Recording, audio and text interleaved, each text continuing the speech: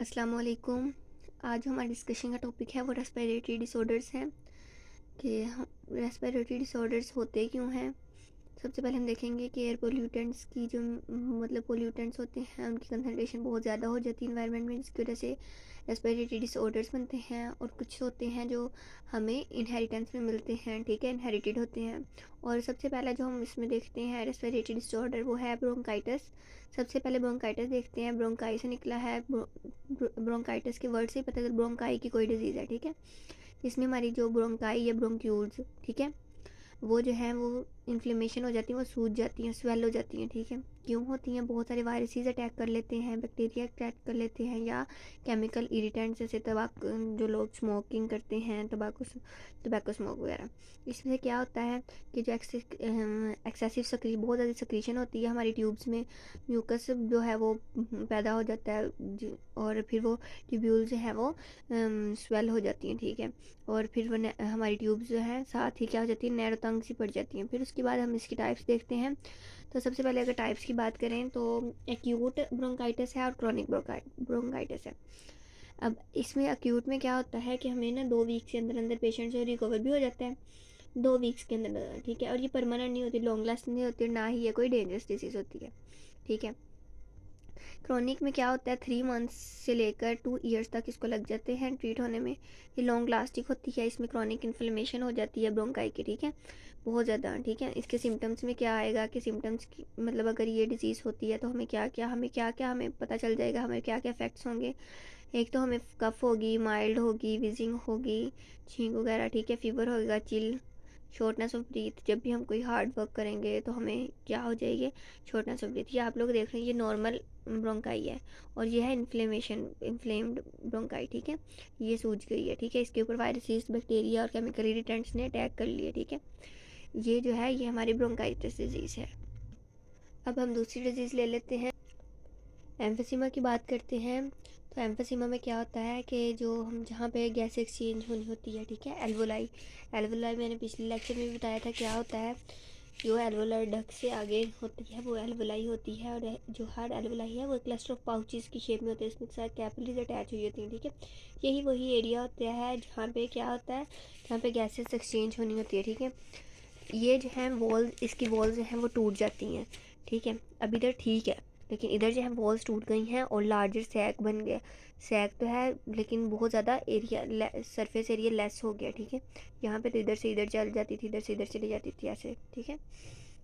उसके बाद क्या हुआ, सैक बन गई, दीवारें टूट गई, लेस सरफेस एरिया हो गया गैस एक्सचेंज के लिए। लंग टिश्यू जो थे वो ब्रेक डाउन हो जाते हैं और लंग्स हैं वो अपने ओरिजिनल शेप में वापस नहीं आते, ठीक है।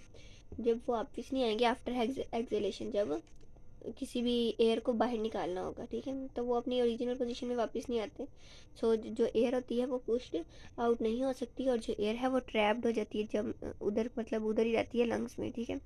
इसके सिम्टम्स क्या हैं? इसके सिम्टम्स में आता है शॉर्टनेस ऑफ ब्रीथ, ठीक है, हमें सांस नहीं ठीक करा जाता, फैटीग, थकावट हो जाती है, हमें इन्फेक्शन हो जाता है, हमारा वेट लॉस हो जाता है इसकी वजह से। और ये कब पता चलता है ये बहुत सीरियस डिजीज़ है? ये तब पता चलता है जब हमारे लंग्स जो हैं 50 to 70% जो हैं वो ख़राब हो जाते हैं, अफेक्ट कर जाते हैं। उस टाइम पे हमें ये सिम्टम्स जो है अपीयर होते हैं। इससे क्या होता है, लेवल ऑफ ऑक्सीजन जो होता है हमारी ब्लड में बहुत ज़्यादा लो हो जाता है और हमें बहुत ज़्यादा सीरियस कॉम्प्लिकेशंस हो जाती हैं, ठीक है। अगर हम रेस्पिरेटरी डिसऑर्डर में निमोनिया की बात करें तो निमोनिया भी एक रेस्पिरेटरी डिसऑर्डर है। इसमें क्या होता है, इन्फेक्शन हो जाता है हमारे लंग्स को। अगर जो है इन्फेक्शन हमारे दोनों लंग्स को होता है तो उसका हम नेम देंगे डबल निमोनिया। और ये इन्फेक्शन होता क्यों है, हमें निमोनिया होता क्यों है? ये एक बैक्टीरियम होता है स्ट्रेप्टोकोकस न्यूमोनाई, इस न्यूमोनाई, इससे होता है रेस्पिरेटरी डिसऑर्डर निमोनिया, ठीक है। बहुत सारे वायरस होते हैं वो कर देते हैं, फंगस होती है, फंजाई वगैरह, वो हमें इन्फेक्शन करती है तो हमें निमोनिया होता है।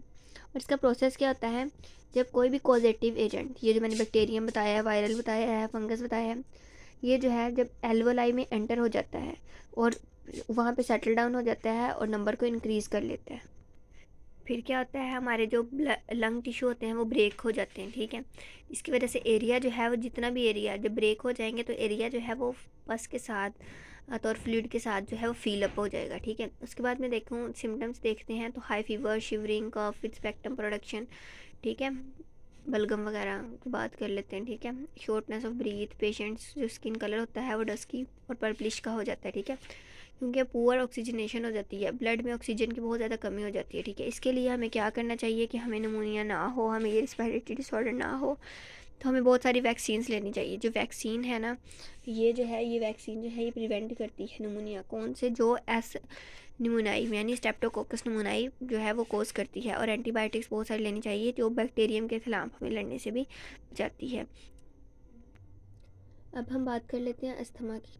बेसिकली अस्थमा जो है वो भी मतलब बहुत ज़्यादा है हमारे पाकिस्तान में।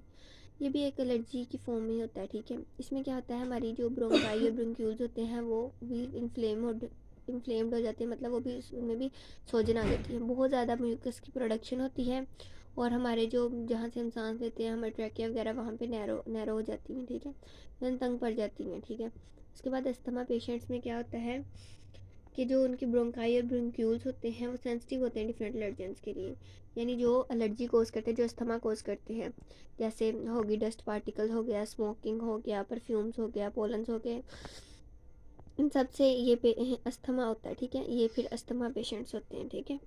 उसके बाद फिर क्या होता है कि जब बहुत सारे मतलब ये सारे एलर्जेंस इनको हो जाते हैं, एक्सपोज होते हैं, तो ये जो एयरवे होता है ये इमीडिएट और एक्सेसिव रिस्पॉन्स ऑफ कॉन्ट्रैक्शन, यानी बहुत तंग हो जाता है, कॉन्ट्रैक्ट हो जाता है।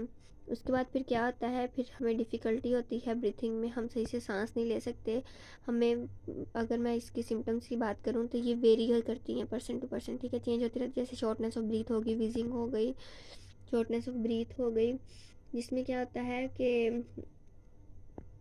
कि मतलब जब रात को बहुत सारी एक्सटेंशंस होती हैं, मतलब स्पेशली विद एक्सटेंशन और एट नाइट, मतलब रात को बहुत ज़्यादा प्रॉब्लम होती है, ठीक है। वीजिंग होती है, सीटी की आवाज़ आती है जब हम ब्रीथिंग करते हैं, जब हम सांस लेते हैं, और कफ भी, खांसी हो गई, और चेस्ट टाइटनेस, हमारी मतलब चेस्ट में बहुत सारी पेन होना स्टार्ट हो जाती है जब अब ये अस्थमा होता है। इसकी रेमेडीज़ या इसके ट्रीटमेंट क्या हैं?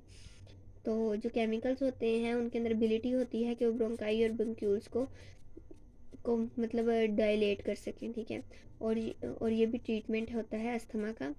और इसमें बहुत सारी वैक्सीन्स भी यूज़ करते हैं, हम मेडिसिन्स भी लेते हैं, और हमें इनहेलर्स भी दिए जाते हैं ताकि हम प्रॉपरली ब्रीथ कर सकें।